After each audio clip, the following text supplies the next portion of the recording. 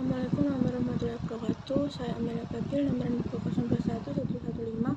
Saya akan menjelaskan perubahan anatomi kasus muskuloskeletal rheumatologi. Yang pertama, saya akan menjelaskan bagian-bagian anatominya, yaitu di bagian ini ada clavikula, acromioclavicular joint, dan acromion. Di bagian sini ada otot musculus pectoralis major serta musculus pectoralis minor. Kemudian di bagian sini terdapat musculus deltoid. Bagian dalam ini terdapat musculus supraspinatus. Kemudian di bagian inferior terdapat musculus infraspinatus. Kemudian pada bagian ini terdapat musculus coracobralis, caput longum, dan caput brevis. Kemudian otot rotator cuff terdiri dari 4 otot, yaitu supraspinatus, infraspinatus, teres minor, dan subscapularis. Yang berfungsi utama yaitu untuk menstabilkan dan menunjang pergerakan sendi bahu, yaitu untuk mengangkat tangan ke atas, memutar bahu ke arah dalam dan luar. Dislokasi tendon otot bisep, caput longus tergeser dari sulcus intertubercularis humeri saat lengan tertahan pada posisi fleksi. Otot bisep bertumpu tindih dengan otot supraspinatus yang berfungsi untuk horizontal abduksi pada elbow. Caput longum berorigon pada processus coracoideus dan berinsersio pada caput rallei.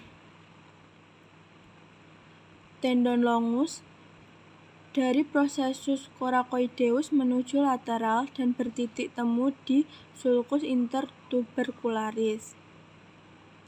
Tendon brevis dari processus coracoideus menuju medial dan bertitik temu di sulcus intertubercularis.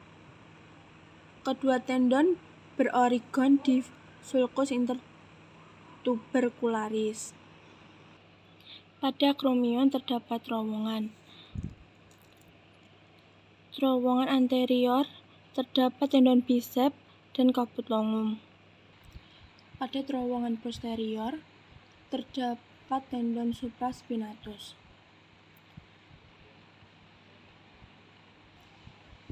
Terjadi tendinitis bicipitalis, yaitu bisep caput longum tertindih.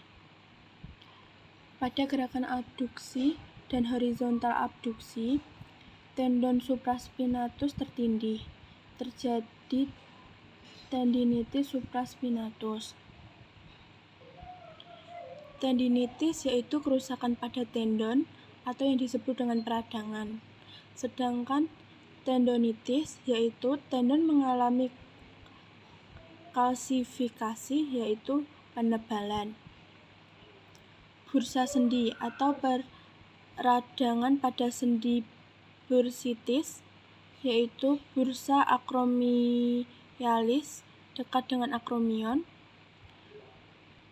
Bursitis yaitu peradangan pada bursa dengan tingkat nyeri-fleksi shoulder sekitar 70% sampai 120% dan abduksi shoulder.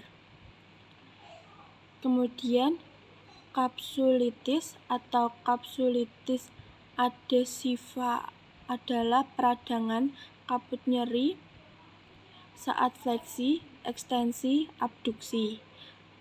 Tingkat nyerinya mencapai 0 sampai maksimal room. Kemudian bursitif olecranon yaitu peradangan pada bursa sendi olecranon.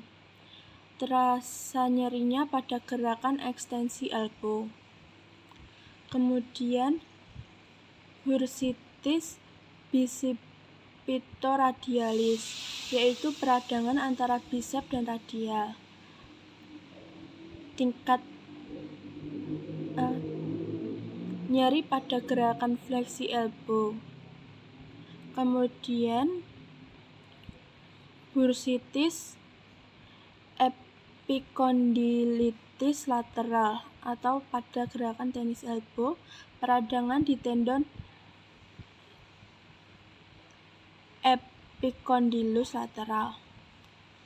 Yang bekerja yaitu otot ekstensor yang terasa nyeri ketika kelebihan gerakan ekstensor elbow dan wrist atau ponansi.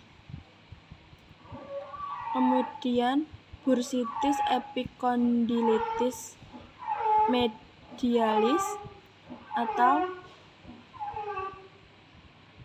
perubahan di tendon yang melekat di epikondilus medial, yaitu terjadi peradangan karena terjadi gerakan yang terlalu berlebih, yaitu golfer elbow. Tendon otot yang bekerja yaitu otot flexor, gerakan supinasi, fleksi elbow yang mengalami overuse. Terima kasih. Wassalamualaikum warahmatullahi wabarakatuh.